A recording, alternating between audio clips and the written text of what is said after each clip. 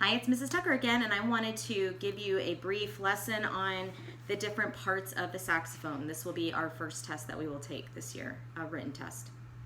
So the main part of the saxophone is called the body.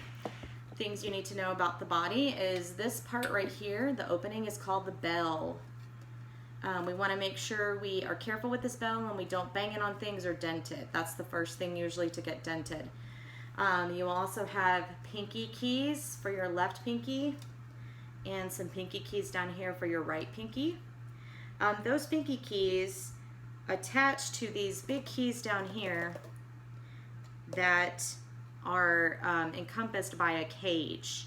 A lot of times the screws that hold on the cage will fall off and then the pinky keys will open up too much. So you want to make sure that you're taking care of this cage and not banging it on things or losing the screws.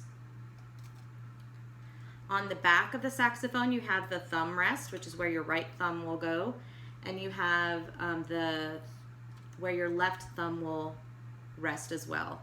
Above the left thumb is an octave key. When you depress that, it opens a lever that attaches to another piece of the saxophone you'll learn in a second that makes the saxophone play an octave or 8 notes higher. You also have these keys up here. They're called the palm keys because you're going to use the palm of your hand to play those.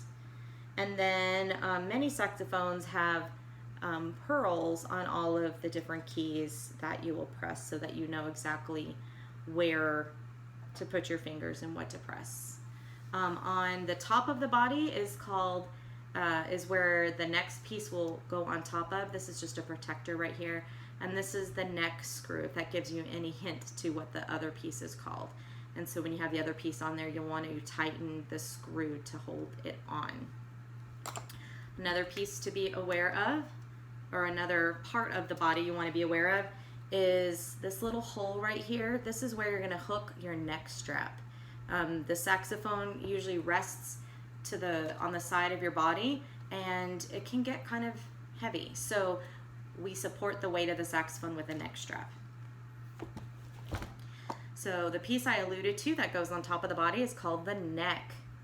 The neck, the pieces that you need to be aware of is that it has cork right here. You will need some cork grease that you'll rub in with your fingers to lubricate so that you can put the next piece on.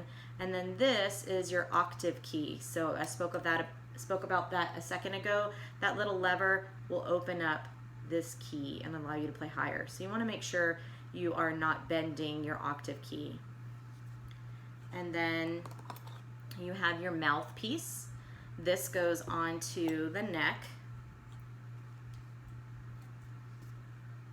And then you'll have a reed that goes here that vibrates. And then you have your ligature. With the ligature, you want the screws, when you're looking at the reed, to face the right. So sometimes your ligature will look like this. Sometimes you might have an inverted ligature where the screws will be on the opposite side. Just depends. And then you have the mouthpiece cap. You want to put the mouthpiece cap on whenever you're not playing to protect the mouthpiece so that you don't break it. And then I spoke of it a second ago. You also have the neck strap.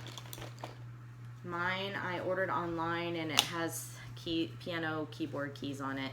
But the important thing to note is that it's padded. You want to go ahead and get a padded neck strap so that when you've got it on and the saxophone is kind of pulling, it's a lot more comfortable.